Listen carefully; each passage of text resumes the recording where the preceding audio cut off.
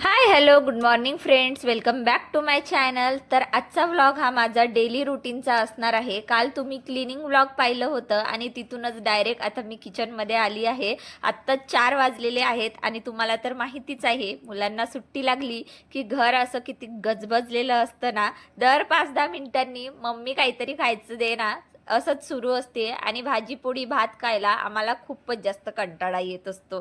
काहीतरी नवीनच हवं असतं. म्हणून आज मी ठरवलं, चला पटकन काहीतरी क्रिस्पी माझ्या मुलांना जे आहे ते बनवून देऊया. माझ्याकडे डीमार्टमधून आणलेले काही साबुदाण्याचे पापड होते आणि काही इतरही पापड होते, तर तेच तळून देण्याचा प्रोग्राम इथे सुरू आहे.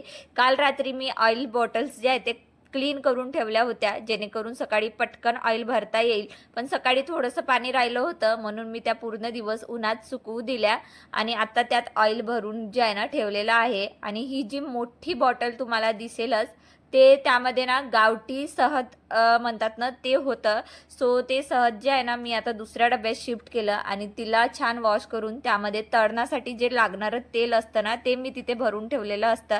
कारण शक्यतो मी तळण्यासाठी जे आहे ना साधं सनफ्लावर ऑइल वापरत असते आणि जे स्वयंपाकाचं ऑइल असते ते मी कच्च्या घाणीचं असते, तर ते मी तळण्यासाठी काही वापरत नाही. सो इथे मी मुलांसाठी पापड तळते आणि तुम्ही बघू शकता माझे छोटू मोठू दोघंही जे आहे ना इथे तयार झालेले आहे. आणि वेदांतला तर लहानपणापासूनच कुकिंगची इतकी जास्त आवड आहे ना कुठे तो मध्ये येणारच. कधी कधी तर खूप चिडचिड होते, पण काय करणार, मुलं शेवटी मुलंच असतात, आपल्या मनाचंच करतात.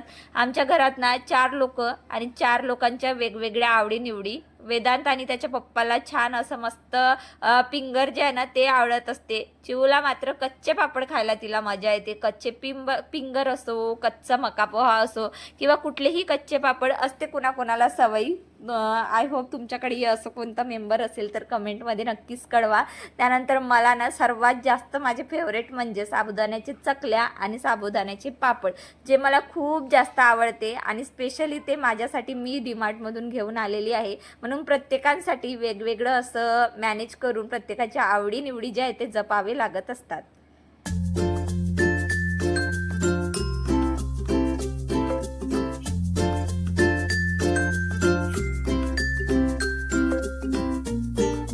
सो आज ना खरंच माझा पूर्ण दिवस क्लिनिंगमध्ये गेला होता. तिनंही बेड क्लीन केले, रूम्स पण क्लीन केल्या. फक्त त्याचा व्हिडिओ शेवटचा घ्यायचा राहून गेला. पण सकाळी उठल्याबरोबर मी एक गोष्ट ठरवली होती, कितीही थकले, कितीही मानसिकता म्हणजे थकलेली असली तरी मुलांसाठी मी 1 तास नक्की काढणार. म्हणून मी 4 ते 5 असा टायमर लावला होता आणि जसं 4 वाजले तसं सगळं काम बाजूला ठेवून मी त्यांच्यासोबत बसले.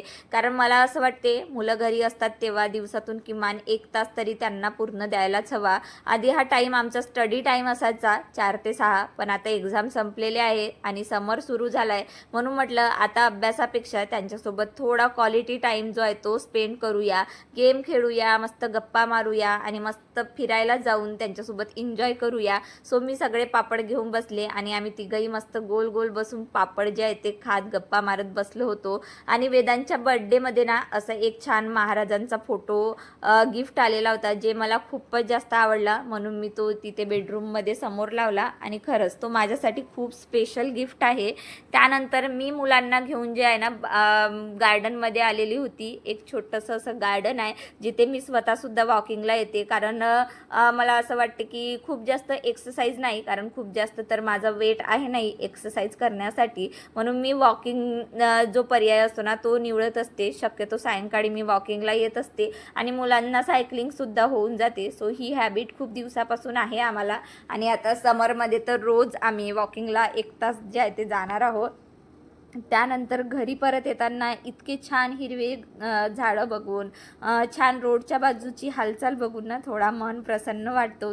नेहमीप्रमाणे वेदांतला ताला खोलायची खूप जास्त सवय आहे, म्हणजे त्याला खूप आवडते अशा छोट्या मोठ्या गोष्टी करायला. त्यानंतर बाहेरून आल्यानंतर असं मला जाणवलं की उन्हाळ्यामुळे ना माझ्या कुंडीमधली माती थोडीशी सुकल्यासारखी झालेली होती. सो म्हटलं चला, सो आम्ही तिघांनाही एक टास्क दिली, जसं 10 प्लांट्सला पाणी वेदांत टाकणार, 10 प्लांट्सला पाणी चिऊ टाकणार आणि जे काही उरलेले प्लांट्स आहेत त्याला पाणी मी टाकणार. आणि म्हणून मी छोट्या छोट्या गोष्टींमध्ये या दोघांची हेल्प जी आहे ती घेत असते.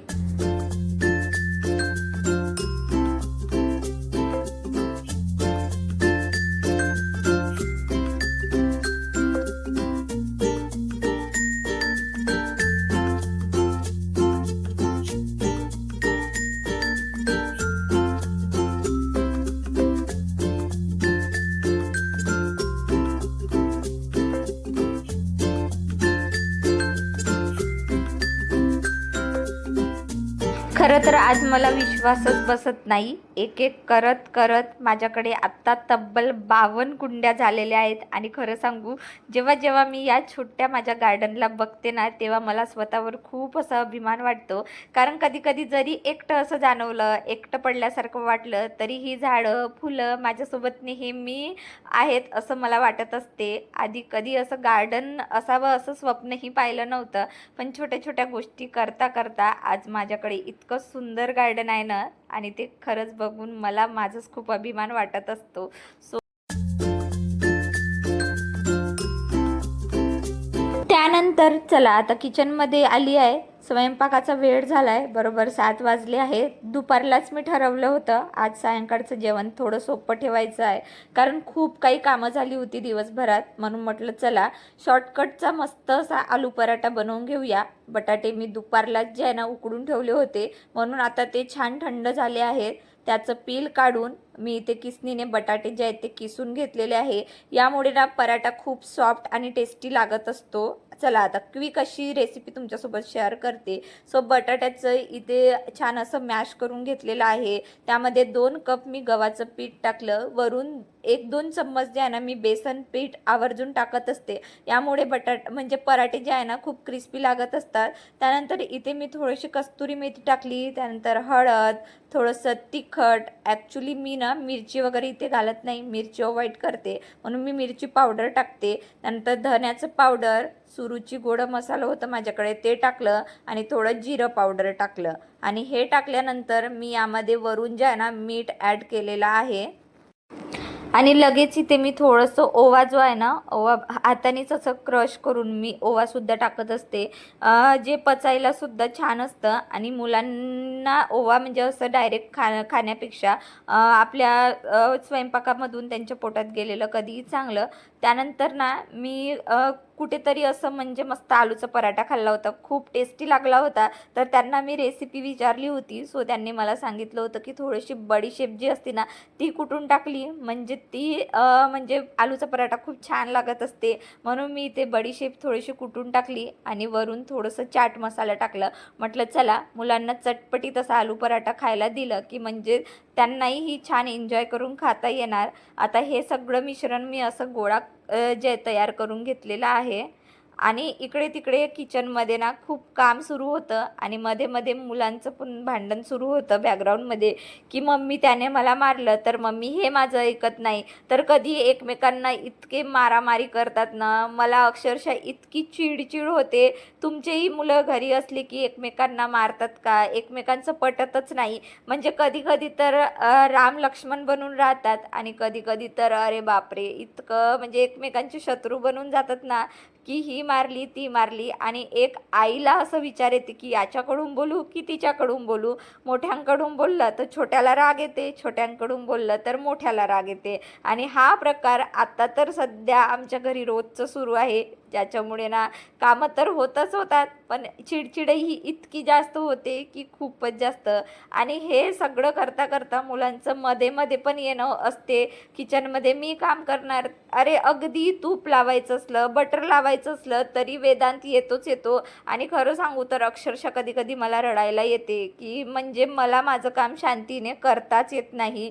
कारण शेवटी मुलं आहे, आणि नाही जर आपण त्यांना अशा कामांमध्ये मदत करू दिली तर मग मोबाईल बघण्याची जिद्द करणार, नाहीतर मग टी व्ही खूप वेळ बघणार. म्हणून मी ना डोकं शांत ठेवून मी यांना नाही का माझ्यासोबत माझ्या कामांमध्ये जे आहे ते इन्व्हॉल्व करत असते. शेवटी एक आई कितीही थकलेली असली तरी ती थांबत नाहीच असते. सो आता मी पराठ्यांसोबत व्हिडिओ इथेच थांबवते. भेटूया आपण अशाच मस्त इंटरेस्टिंग व्हिडिओमध्ये. तोपर्यंत तुम्ही स्वतःची काळजी घ्या, आणि कमेंटमध्ये नक्की कळवा व्हिडिओ कसा वाटला. चला मग bye bye everyone, have a good day.